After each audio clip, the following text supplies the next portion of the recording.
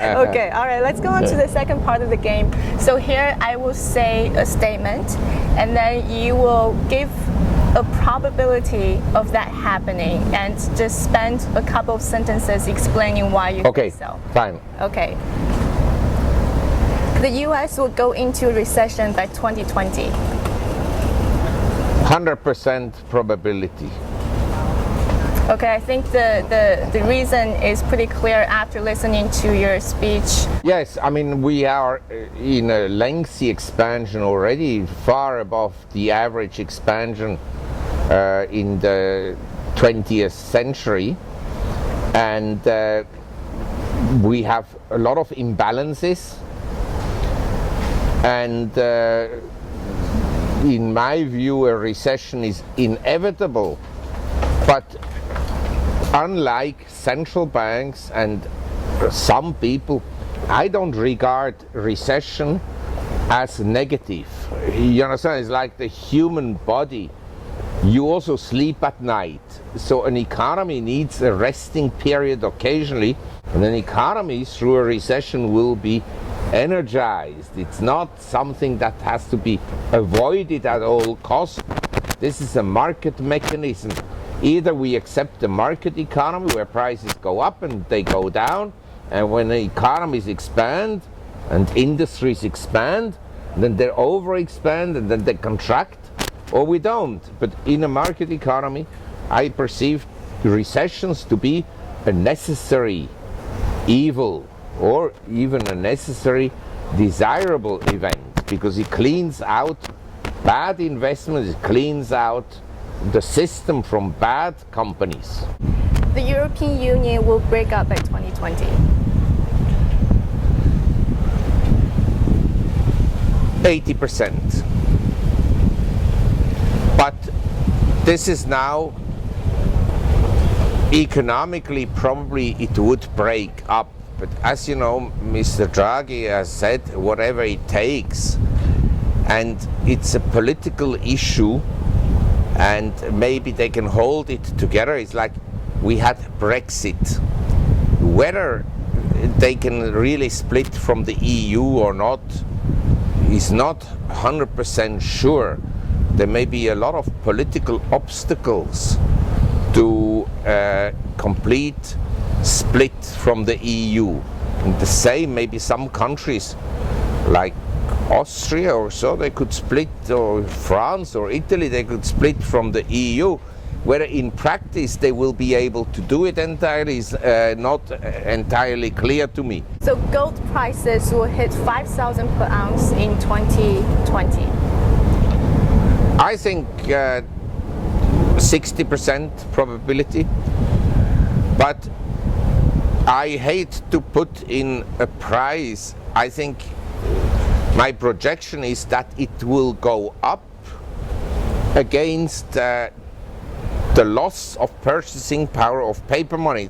If someone says to me, I don't trust the markets anymore, I want to be 100% in cash, I tell him, to be 100% in cash, you have to decide which cash and how do you keep your cash. You put it in a bank deposit, you know there's a risk the bank will go bankrupt. So for someone to be 100% in cash is a very risky proposition nowadays. Okay, so the RMB will depreciate 10% from the current level against the US dollar before the end of 2017.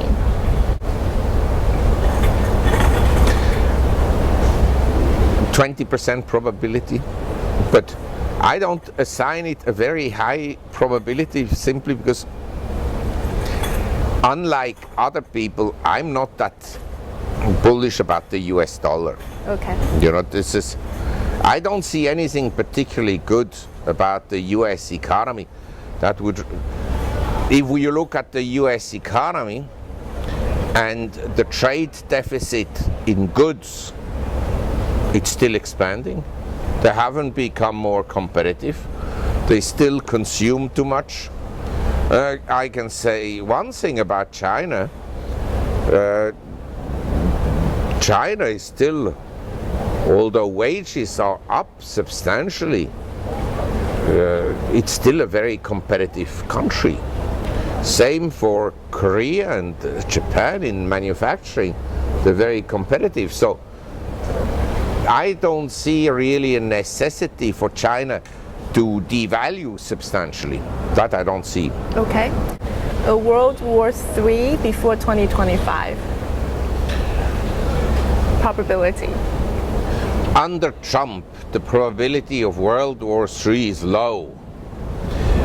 If Hillary is elected,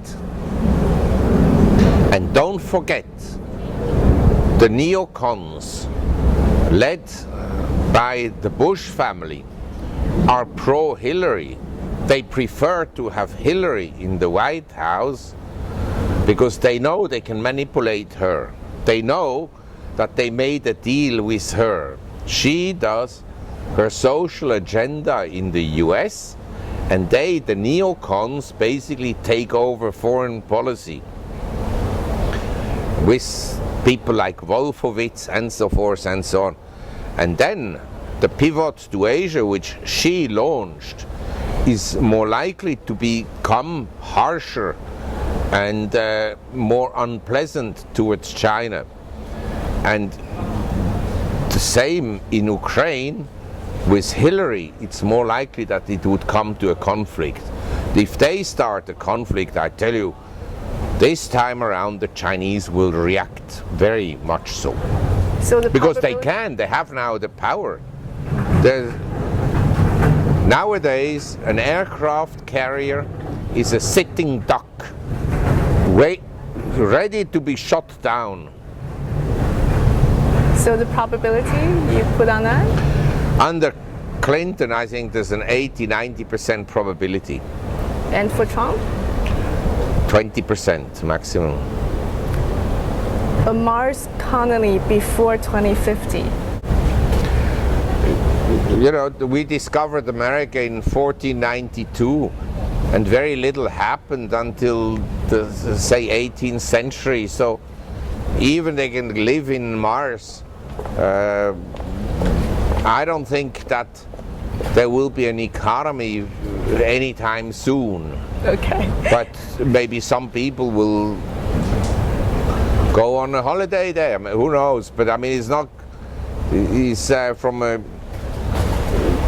the costs of traveling there will be probably quite high. You understand? So I think it's possible, but it will be a small economy still.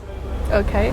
Well, thank you so much. Just lastly, what books are you reading lately? Well, I mean, I've reread some books that I had read before about economics, and I've reread chapters of the economics of inflation, because we don't have visibly a lot of inflation, but the cost of living of ordinary people has gone up a lot, and much more than is, say, shown by the consumer price index. Typical household is actually squeezed quite badly, and recently they made a survey, and even people earning $200,000 have hardly any savings. And we had this very high asset inflation. Eventually it will come to an end, I guess. And then the question is, you know, when it comes to an end, what happens and how does it look like? It's not entirely clear to me, because when Germany had the hyperinflation, it was the only country that really hyperinflated. In other words, there was monetary inflation there, so the currency collapsed against the dollar and other currencies, and also, of course, against gold. But if now all the countries inflate and print, then the currencies may not collapse against each other, but they may collapse against gold. That's why I have a relatively high probability that the price of gold will go to $5,000. Okay? Well, thank you so much, Dr. Faber. My pleasure.